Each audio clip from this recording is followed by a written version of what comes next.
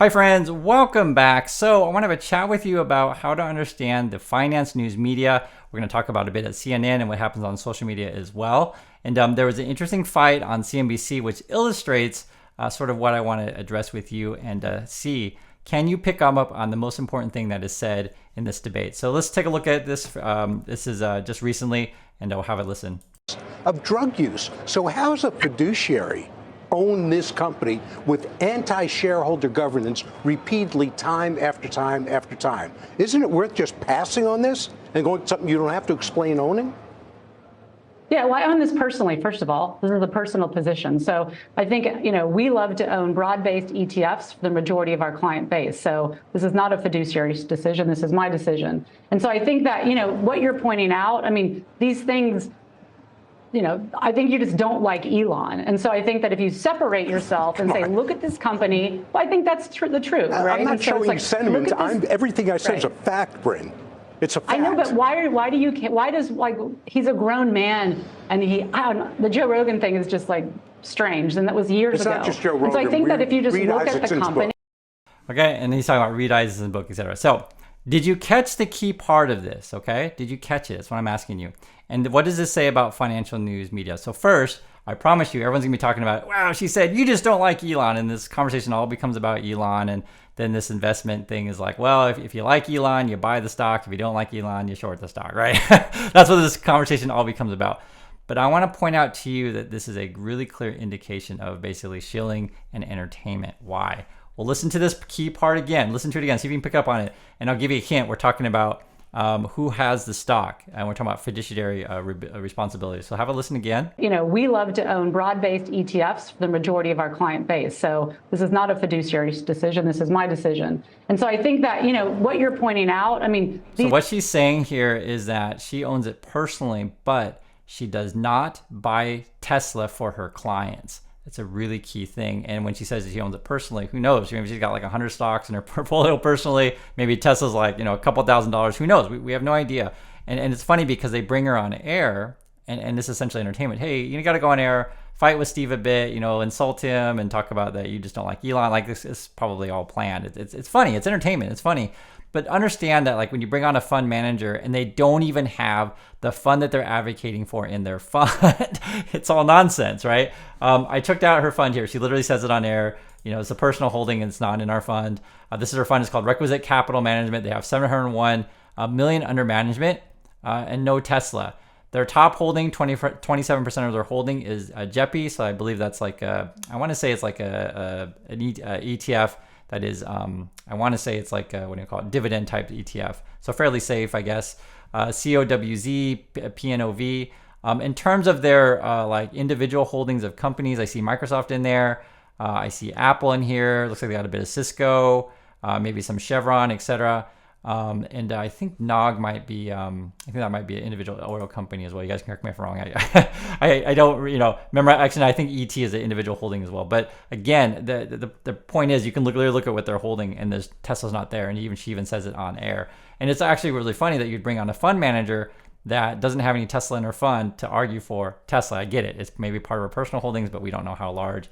And again, this feels like all entertainment to me. This is essentially why I show you guys these things, because most people won't look this stuff up, and it matters. Now, the Steve Guys guy, he says he's been short Tesla since the top, which is probably true. I wouldn't be shocked if he is, and he's a trader, which is totally fine. And the argument is it's entertaining if you want to watch it, but I want to point out this very key part that people will overlook. And I mention this stuff all the time, guys, how much of this finance news is for entertainment. It's to keep you watching. That's what it is mostly. I try my best to educate you. And I know it's not as fun as other channels. It's more fun to talk about, oh, do you hate Elon or do you love Elon? Yes, that's a lot more fun. But what's going to help in the long run is understanding how the world really works. So for example, for me, this is like the biggest news of the day in Tesla land. Tesla asked shareholders to vote again on Musk's $56 billion payout. And it's funny because the first thing I'm thinking of, okay, so what are the Tesla pumpers going to say? And they're silent. The solvent money dude, he hasn't written anything yet, right? If you watch my channel, I went over the whole shareholder letter. We talked about in depth to educate you. These guys are just shills and advocates. The Farzai dude, right? He posted this video thing, right? So I looked at his video. It's right here. You can skim right through it. He doesn't go over the Tesla shareholder letter. He just says, hey, yes, they're laying off. And then he's like, okay, we're going to talk about now Tesla's plans for the future and building whatever EV, FSD, and the same old nonsense.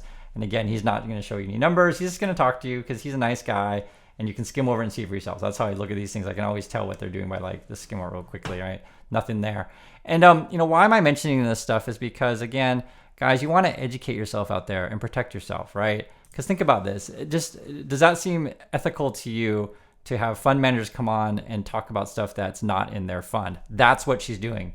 Her fund doesn't own Tesla, but they kind of like make it appear like it is. She's even got the fund logo behind her, but her fund does not own Tesla. That's why this is all a joke. Moreover, this is actually kind of interesting as well. This is the Fred Lambert dude. And he reports on Tesla stuff. I think he has a lot of connections on the inside. And when he reports what his sources tell him, and the last one was the whole layoff thing, what ended up being true, people get upset. And in fact, they get, I guess, violently upset. So this is the whole Mars catalog. This is one of the pumper channels. And Elon Musk is always tweeting this stuff out. He's like, oh, Fred Lambert is a piece of crap, basically is what he's saying here. And even got like kind of even more egregious. And guys, to be fair, I don't like the Tesla pumpers and I don't like the Tesla shills. Just to be fair, I don't like these people, but I wouldn't necessarily say this kind of stuff. So for example, the Mars College guys, hey, here he says, I'm not the leader of the Tesla community. The Tesla community has no leaders. That's actually false. They completely do have leaders. It's coordinated stuff. I mean, it's clearly that, he's one of the leaders, or he or she, I don't know, this Mars Kellogg person.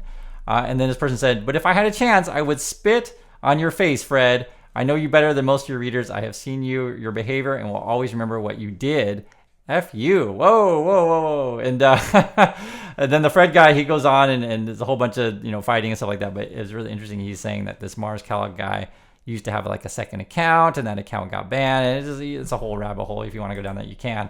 The point is, though, there's a lot of posing regarding this stuff. And understand, I get it. I get it. There's money involved with this stuff, right? There's money involved with posing, and there's money involved with, how can I say, people who put their money into it, and you want to convince people, and everyone gets emotional with this kind of stuff.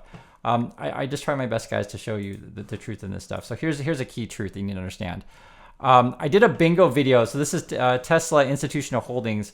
I did a bingo card video. If you haven't seen it, please do. It's sort of like, how do you know whether or not you're in a meme stock, basically. And they did that just a couple days ago. And one of the keys was institutional holdings. So someone asked also, too, regarding the vote on Tesla, our institutions, what are they saying, et cetera. So first I'll say institutions do not have the majority of Tesla. According to NASDAQ, I would see pretty reliable. You can look it up on NASDAQ. It says institutional holdings is only 43%.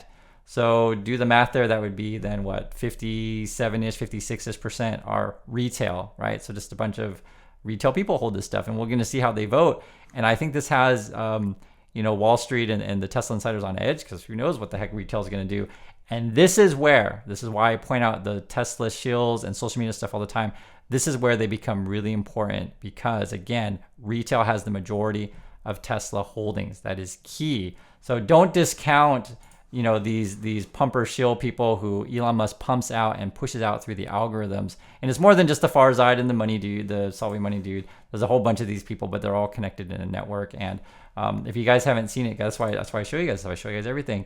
See this live show that they did. It's called Tesla Stock Investor Cult Legal. I really recommend you watch it because I question what's going on here. And also, too, Elon Musk's mom comes to said event. Moreover, regarding the shilling, it's like I said, it's not just CNBC.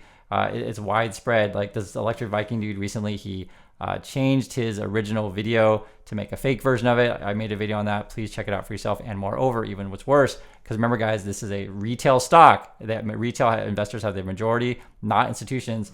Even Elon Musk is out making burner accounts on Twitter. Please watch that video. So there's a lot of like wild stuff going on. And as the bubble is popping, and essentially as Tesla has to report earnings next week, we may see more of these eruptions and stuff like that. So love to hear your thoughts on this thing. Did you pick up on this? Her fund does not have it, despite having the fund logo behind her. This is all just smoke and mirrors and for your entertainment. So thanks for watching, everyone. Hope this is informational for you, and I'll catch you next video.